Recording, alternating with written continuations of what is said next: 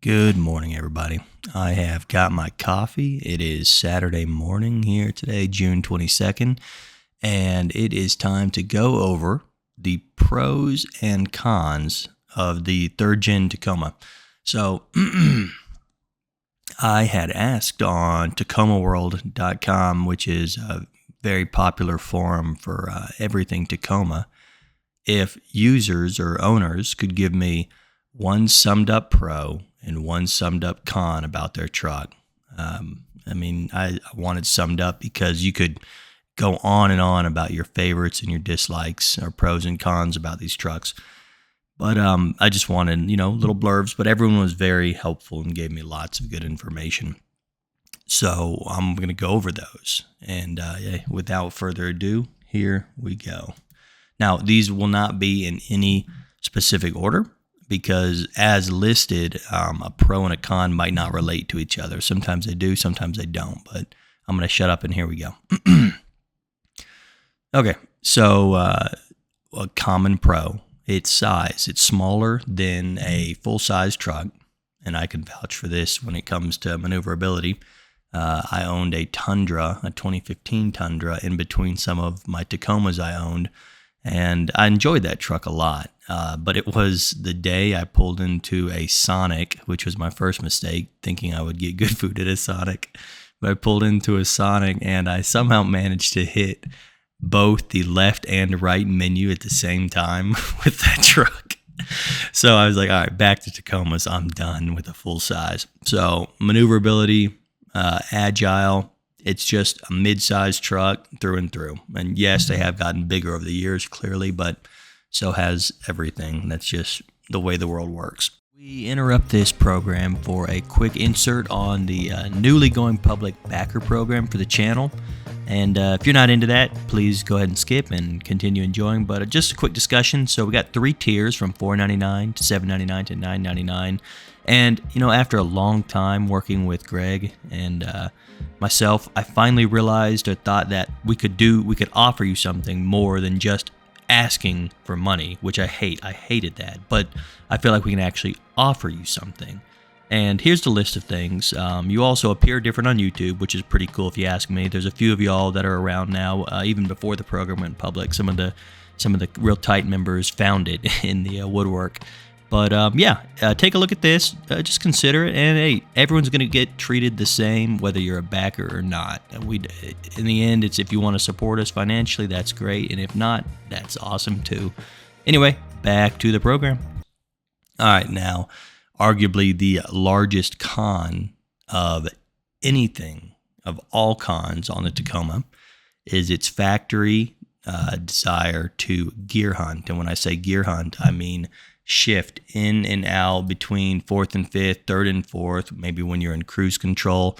The transmission programming is so wonky from the factory across pretty much all years of the third gen. Even when you press the ECT button, which is the electronically controlled transmission button, it makes cruise control. It almost renders it somewhat useless, and we'll talk about that later. But if you live anywhere with hills, the normal factory tune to your powertrain, namely your transmission, is going to be, it can be very annoying. It's something you have to live with, but there are solutions, and we'll talk about that later.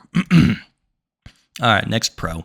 Manual transmission. You have a good 6-speed option manual transmission available to you in the third gen Tacoma, and owners really like that. Okay, and I love it. I mean, I still have a manual transmission Jeep. I've had one manual transmission Tacoma of the 5 I've owned, and I really liked it. No, I've had 2.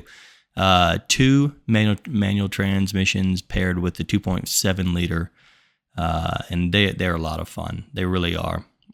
So I've never actually had a V6 paired with the manual, but I like manuals. I do. Now, con. Similar to the gear hunting that the Tacomas have with their transmission, they are tuned in a way from the factory to basically, in Toyota's eyes, bend the knee to the EPA, and it feels kind of gutless in the low end range. So that 278 horsepower doesn't feel like 278 horsepower. The pedal, it takes some pressing to go anywhere. Now, this is also easily fixed, and we'll talk about that later. Okay, a big pro, ease of maintenance. Now, if you are new to this channel and you don't know much about it, this channel is primarily designed around the maintenance of the Toyota Tacoma. And we're expanding, of course, into the 4th gens and Tundras and everything. And I've got a lot more videos to do on the 3rd gen. I love my truck. I've got a 2016 TRD Sport. Long bed, beautiful, with a shell. But yeah, so the ease of maintenance is you can pretty much do everything yourself in your driveway without a lift with regular hand tools. About the only thing you can't do, and people have asked before, is like, we need an air conditioning recharge. Well, the AC system is not as simple as the old R134A. We use a different coolant now. It's the type escapes my brain right now. It's early in the morning, but the AC system is more modern than what we grew up with, and it's one of those things you're going to want to go to the dealership for, or someone who knows what they're doing. And I'll talk more on that in a later video. But yeah, everything is pretty easy. Spark plugs even. The driver's side can be pesky because you need itty bitty hands to get in there, but it's still very doable. Okay, now moving on to a con. So I don't have much of a problem with this one, but owners complained about, or complain's the wrong word, talked about factory fit and finish being a little lackluster. And that's very fair, actually. I can think of at least one thing in my truck. So I'll call out one thing, but the lower part of the steering wheel, where the trim meets the wheel, you can kind of press on it. You hear kind of a creaking noise. Yeah, that's a bit annoying for sure, but I think factory fit and finish can fall into just general alignment of everything when it comes to the aesthetics and the trim. That's possible that it could be the QC, the quality control, might not be perfect on factory fit and finish. Of the Tacomas I've owned, I've not had a problem with that, but maybe I'm not looking hard enough. So by no means am I saying that that con is not real. It's just not something I have partook in too much. Okay, reliability is a pro. Probably the most important thing that we want in a vehicle, whether it be a truck, SUV, anything. Reliability is everything. You want it to start in the morning. You want it to get you where you're going. And for the cons, we've listed kind of a weaker, lackluster engine performance from the factory and gear hunting. That truck is going to start and get you where you want to go. You can ignore maintenance for a unholy amount of time, and it is going to still get you where you want to go. It is extremely reliable, probably because it's also antiquated, and it's simple. The simplicity of the 3rd gen Tacoma compared to the 4th gen and other modern vehicles now is a plus in that there's less that can go wrong, and when you tell it to start, it's going to start. So we've got 4th gens now exceeding well past 400,000 miles. I think now I have to talk to them, but we have one, granted it's a manual transmission, pushing 500,000 miles now. The high mileage 3rd gens are really starting to show up, and they've proven themselves. I mean, you need years, just like the 4th gen Tacoma is going to need years to actually prove itself. But yeah, so reliability is huge, and goes with the name. All right, so a con on the flip side is poor fuel mileage, and I can't deny this. No one can deny this. The Tacoma for a mid-sized truck gets the fuel mileage often of a full-size truck. That's just how it is. That V6 is thirsty. It is not the most fuel-efficient mid-sized truck on the market. And I don't like to talk about this one too much because 17 miles to the gallon versus 19 miles to the gallon it doesn't make a difference to me. Now, my average fuel mileage is every tank I average between 18.5 to 20. And I live at Colorado Springs elevation currently, and I have a rather light foot, and I do have a very small lift and slightly larger tires, but I get 18.5 to 20 average per tank, and that's not even with much highway driving at all. That's with mostly 55 mile an hour driving, but with stopping at a lot of red lights to get to work and back. So it's I don't complain about fuel mileage. It's nothing to me. But we have owners that have exceeded that and have averaged 21, even 22 a tank, which is quite good. And yeah, so for a mid-sized truck anyway. But if you're buying a Tacoma for fuel mileage, then you're shopping in the wrong market. You're probably going to want to go look at a Ridgeline or something that is less of a truck and more of a a grocery getter. No offense to the Ridgeline. Actually, offense to the Ridgeline. All right, moving on. Okay, aesthetics. So this one is, pretty obvious. The Tacoma just looks good. It looks good. I don't think anyone could argue, at least of sound mind, that the Tacoma is an ugly truck. I think it is sharp. Now, that's opinion, and I'll leave it at that. I think it's a good-looking truck, and I think most people do. A con, and this one's also fair, a slightly louder cabin noise. It's not, I have driven 30-something hour drives in my truck. It is not a silent cabin Mercedes or the silence of like an upper-tier trim, full-size modern F-150 or something. But to me, it's not loud. It's just, it could be quieter. It really could. And I on the channel, I do some sound tests, which can coincide with this discussion about trying to quiet down the cabin based on some old mods that were on Tacoma World, which ended up not working. But I don't really bother with it. I think the louder cabin is rather truck-like, and I'll leave it at that. Now, louder cabin, again, I'll just, with a little extra note, it doesn't sound like a 1985 Ford truck or something. It just sounds like it could be quieter. It could be a little quieter. Enough on that. Okay, here you go. This is probably why most of us are here. But the pro of aftermarket selection. There is so much you can do to these trucks because the market is massive. It's the most common midsize truck on the market or on the road. Therefore, it's going to have the largest plethora of various options you can apply to it from what you can find online. And I'm not going to list it, but we're talking exterior, interior, under the hood, everything, modifications. You can make them look pretty crazy, pretty much like the Jeep market. Except without the ducks. But there is just a ton of what you can do to these trucks. In fact, so with that aftermarket selection, I basically compare the Toyota Tacoma to like the Glock. And I'll specifically say like the Glock 19 because it's a smaller size versus the full-size 17. But the Glock from factory, heavy trigger, but there's 1 billion things you can do to it to make it a truly nice firearm.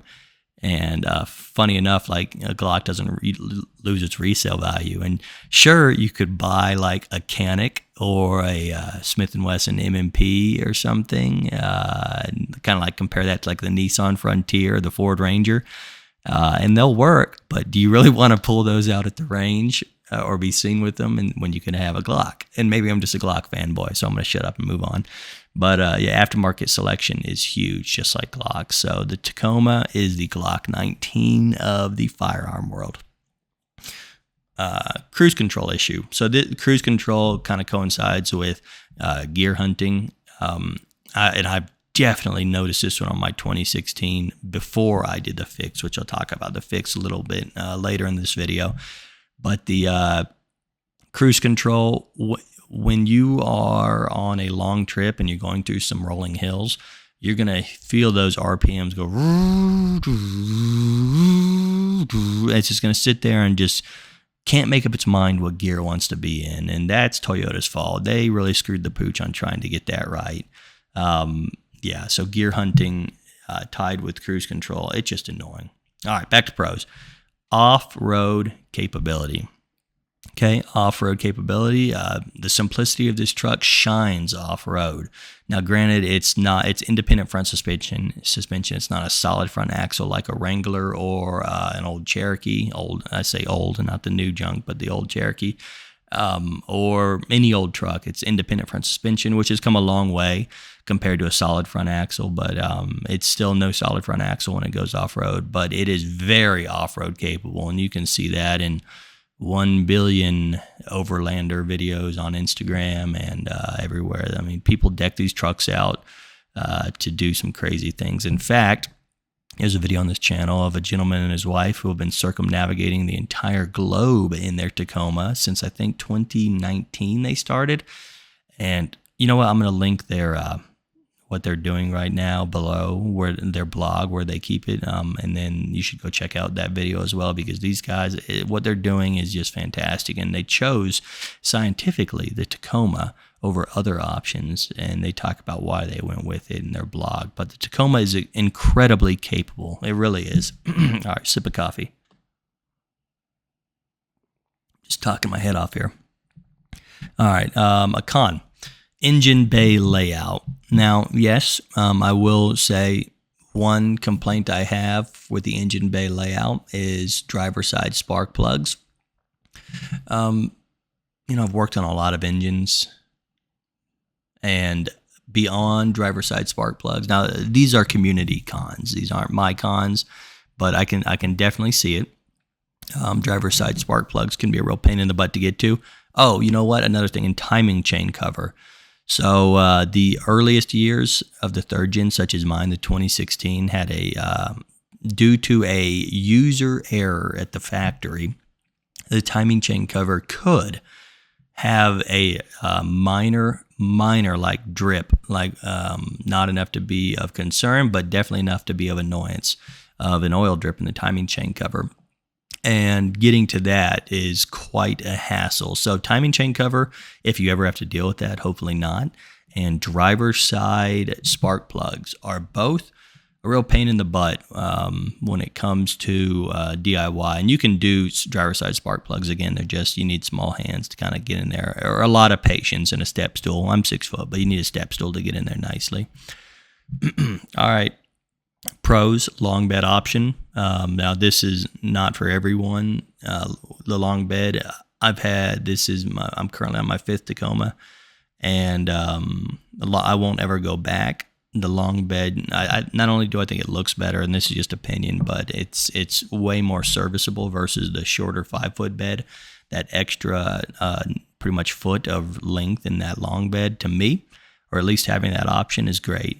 Yes, it reduces your turn radius ever so slightly, but its pros outweigh its cons with the long bed, and having that as an option is great. Okay, con, towing capacity and payload. Okay, so yes, towing capacity off the top of my head is 6,500 pounds, and payload, I'm going to double check. Is, I want to say, 1,950 pounds. It differs by trim, but I'm going to double check. But let's talk about it in generalization here. Yes, towing capacity. The truck does notice when it's towing, and it depends on what you're towing. But I have, to kind of counter this slightly, I have flat towed a Jeep Wrangler from Arkansas to Colorado without any problems, and I think I averaged around 12.5 miles to the gallon, 11.5 or 12.5. It's been years, but it was this truck I currently own, my 2016, and it did fine. And that was flat towing a Wrangler. When I say flat tow, the Wrangler was on its own wheels, and I hooked up a tow hitch to the front of the Wrangler, and then, of course, did the right things to the Wrangler to make that safe. And then I've also just recently completed a 32-hour trip where I pulled a U-Haul box trailer. I forget the size. It was a single axle, but not the small one, from Colorado all the way to upstate New York, because I'm finalizing my family's move to New York. And the towing capacity, you notice you're towing something, but it does get the job done. Now, is it capable of towing large things like a full-size truck can? Yes, but for short distances. I would never pair my Tacoma with a 20-plus foot boat, 25-foot bass boat, or anything like that for an extended period of time. I'm sorry. It is totally capable, but let's say I already owned the variable X of what I need to tow, and that thing weighs 5,000 pounds. Like, let's say it's a camper, and I'm thinking, what vehicle do I want to own that would also be great to tow this thing? Tacoma would not be my first choice by any means. If I towed every weekend, Tacoma would not be my first choice. But when it needs to get the job done, it can. It really can. But yeah, you notice things behind it for sure. All right, back to pros. So it's got a classic, timeless feel, and I think that kind of couples in with aesthetics as well. But it really does. It feels like in 20 years this truck is still going to be awesome. And I know the second gen and the first gen Tacoma guys can vouch for this, but I don't think you'll ever find a more cult-like, and I say that in a positive way, following of trucks on the road. People really, owners really love their Tacomas in an affectionate way. And I can vouch for that as well. When we, let's say you park at the gym or something, or Walmart or whatever, and you're walking in, if you're not looking back over your shoulder at your truck, then you're probably not a Tacoma owner. It's got that classic timeless feel that just is great. Again, that's more opinion, and I'm not going to spend too much time on that. Okay, con. Ooh, I like this one. Entry cost. Yeah, so resale value, which is a pro, and I'll talk about in a second, but entry cost, it's high. If you hop on like Carvana or any of the reselling common like big party resellers right now and look at like a 2022, like a late model third gen with like 20,000 miles or something, you're looking at easily into the low $40,000 range because they hold their value like crazy. And a lot of people out there like to copy paste and say, oh, the fourth gens are so expensive. Well, brother, go look at the cost of a used third gen right now. The fourth gen TRD off-road starts at $43,000, I think. You can exceed that on a used third gen TRD off-road right now easily. And that price will fluctuate a little bit, but the entry cost to getting a Tacoma, you're going to have to pay. And it kind of follows that old adage of BOCO, B-O-C-O, or buy once, cry once. And I mean, what have you, but again, do you want to be the guy that wants a Tacoma but settles for something else? And there's nothing wrong with a Nissan Frontier or Ford Ranger or another midsize option, the Chevy or the GMC Canyon in Colorado. But it's not a Tacoma. And I say that without elaborating much, but I think the elaboration's coming from the rest of this discussion. All right, moving on. But on that con, entry cost, you're going to have to pay to get into the game. Even high mileage Tacomas fetch a high price. All right, pros, color selection. If you haven't noticed, Tacomas can come in a lot of really neat colors too, like lunar rock, cement, quicksand or sand, I forget the name of this one. But there's a lot of really neat colors for Tacomas out there. So yeah, I won't sit on that one too much, but moving back over to cons. Okay, so the mid-size truck, the bane of the mid-size truck, rear seat room. Your rear bench in a double cab Tacoma is definitely reduced over what you would have on a full-size truck.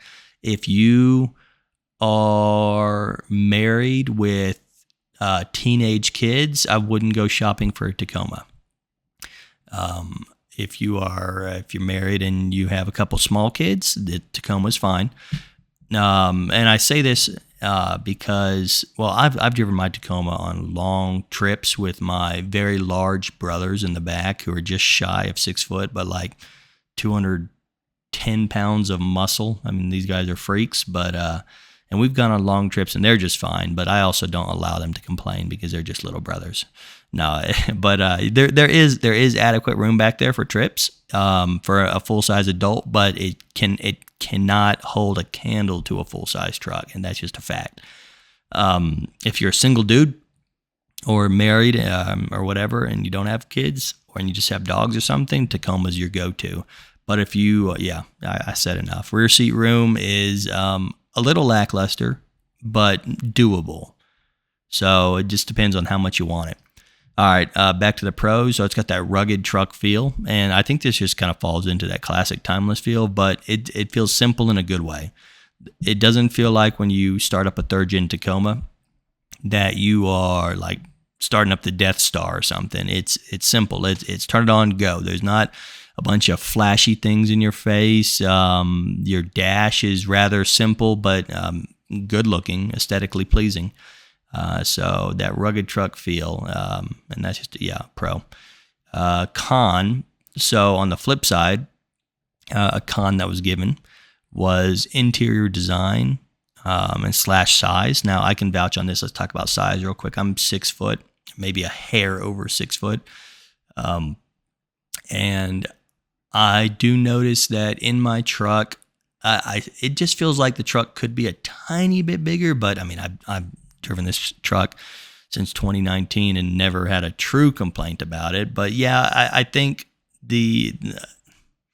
I don't know how to explain it. It feels like the truck interior is 5% too small for a 6 foot guy, but there are guys that are much taller than me. I mean, I know there's I think I was talking to a guy that's 6'7" who drives Tacoma, like, okay, brother. But so the interior design, which I don't really know what that mention meant as far as design goes. But size, okay, I think I do know a little bit, but interior design, I know where they put the four-wheel drive knob. It's a little odd, and you could mistake it for like an air conditioning knob.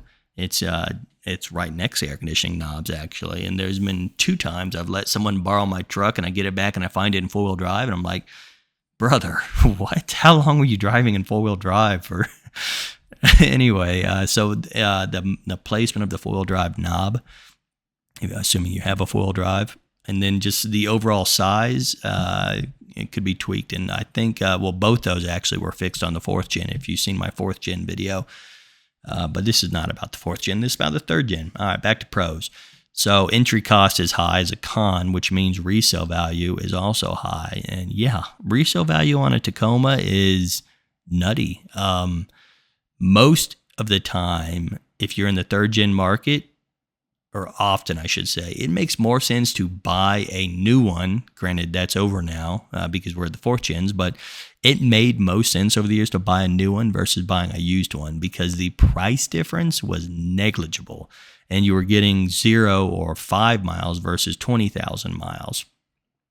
So the resale value is high. It is a seller's market in the Tacoma world and rarely a buyer's market. It's definitely a seller's market right now because of the intro of the 4th gen and people being hesitant to get that. So the 3rd gen prices are to the moon right now, but they're not going to come down much. So if you're sitting there saying just waiting, you're going to be waiting a long time. A con from the group was lacking interior options, and I think their specific complaint was a lack of ventilated seats, like in the Pro Trim model. It's fair. If you're paying as much as it costs for a Pro Trim and there's some otherwise common options you can get on other brands' trucks and they're not even available with the Toyota, Toyota should have thought of that one better.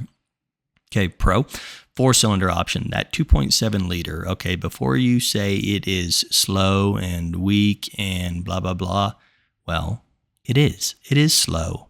It is, I think, 159 horsepower. It is arguably weak, but brother, let me tell, or sister, whoever's listening, let me tell you that 2.7 liter, I've had 2 of them.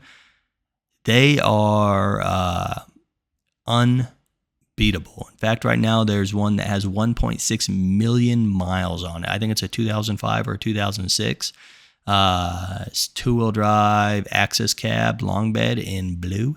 It's on display at a dealership now. I forget where, but it has 1.6 million miles on it. The 2.7 liter 2TR FE engine is excellent. It really is. Now, if you want a Tacoma that can tow, or at least tow within its weight class, you don't want the 4-cylinder.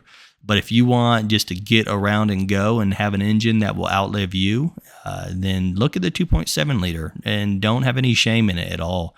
My favorite Tacoma I've owned it was actually my first Tacoma.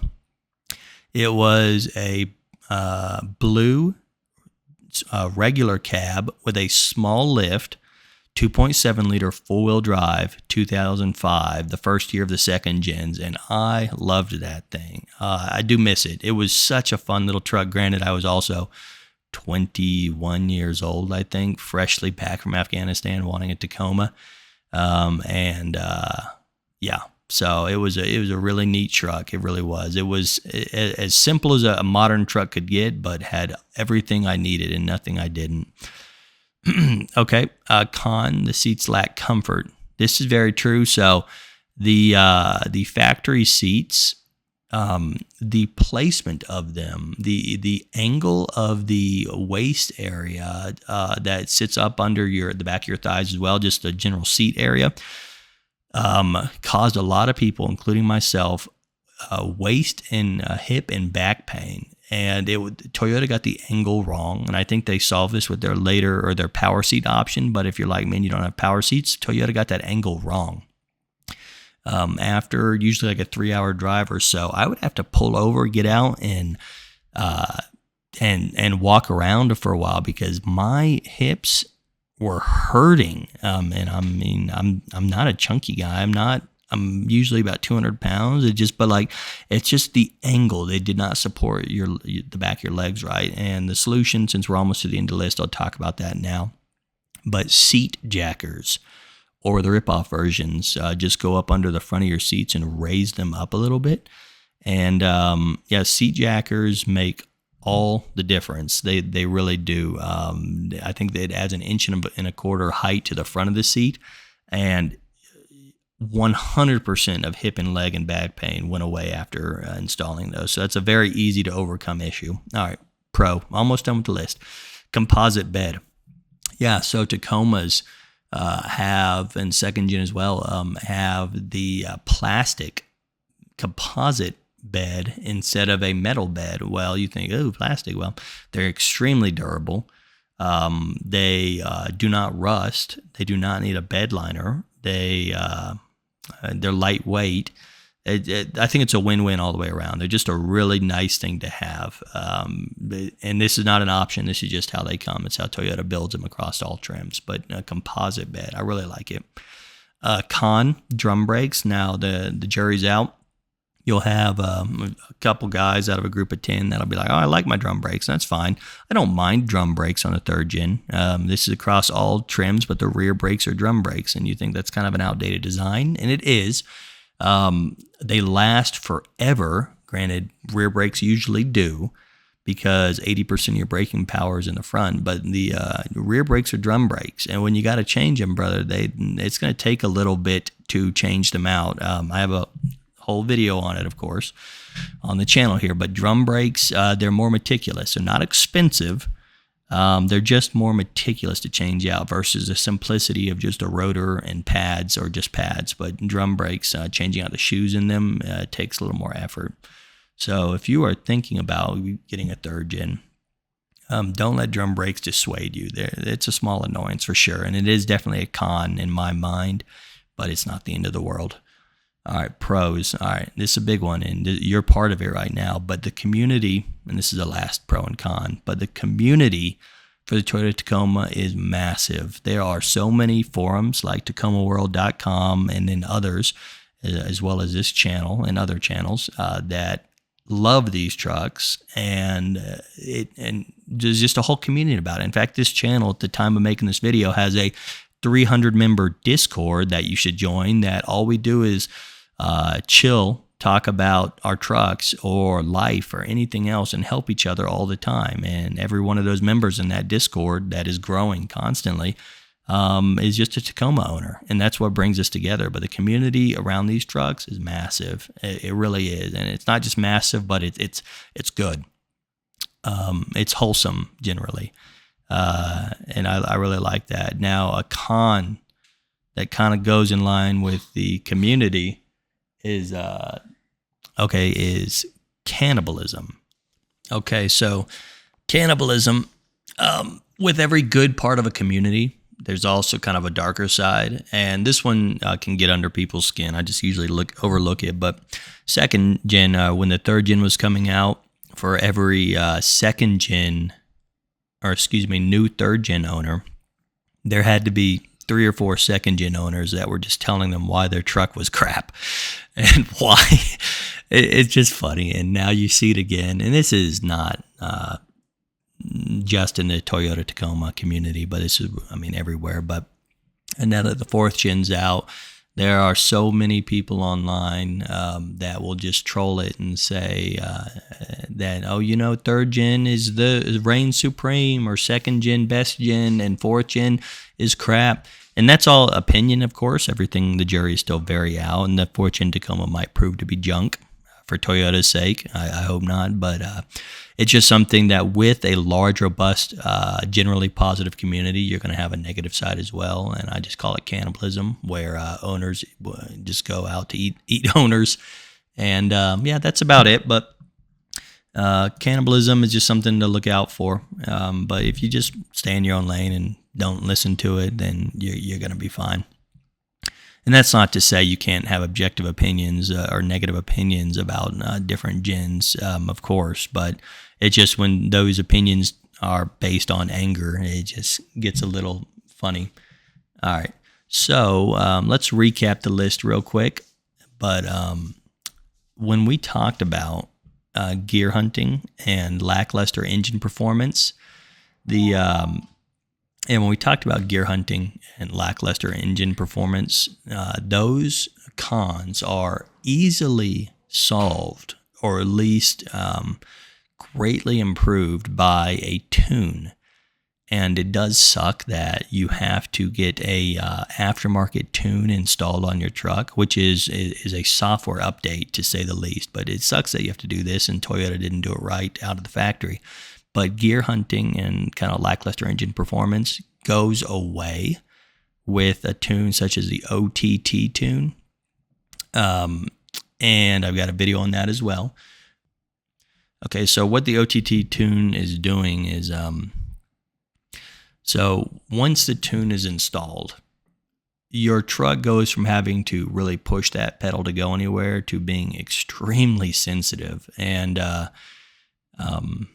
my wife, actually, she used to always be like, how come we're not going anywhere when we're out of, accelerating from 0 to 60 and getting passed by minivans, because I've got a pretty light foot.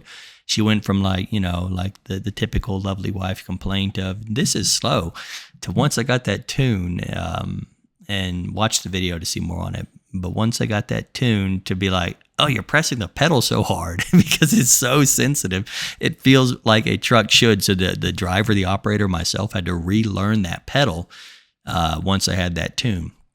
And I went with the OTT tune again. But gear hunting, pretty much gone.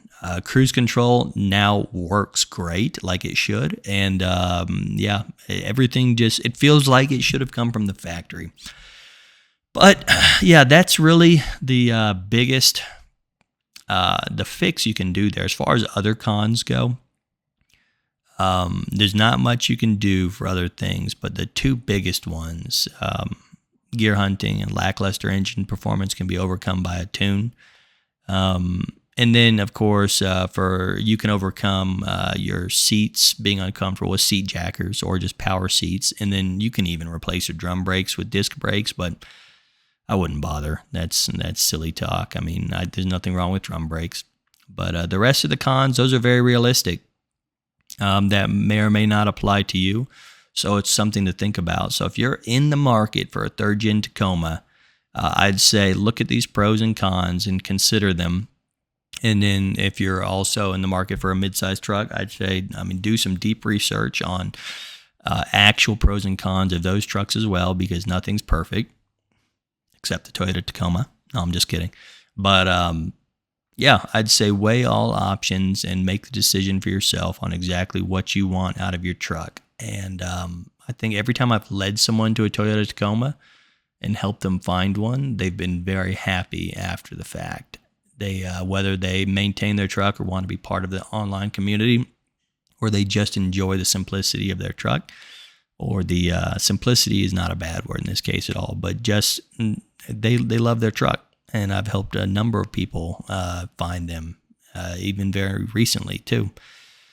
But yeah, so if you have pros or cons that aren't on this list, please put them down below, and we'd love to discuss it. And also, if you want to hop in the Discord, you're always welcome to. It's a free service that it's just an app on your phone or a program on your computer, and you can be part of the smaller, knit closer team as well. And we're always chatting in there about anything and everything, not just Tacomas, but always helping each other. That's about it. I appreciate y'all hanging out. I know this was kind of a lot of monologuing, but this is my chance to go podcast style and talk about pros and cons. Maybe you listen to this on a longer drive, or you listen to this, I don't know, first thing when you woke up or going to bed or something. But either way, hope you have a great day or a great night, and thanks for hanging out. We'll see you in the next video.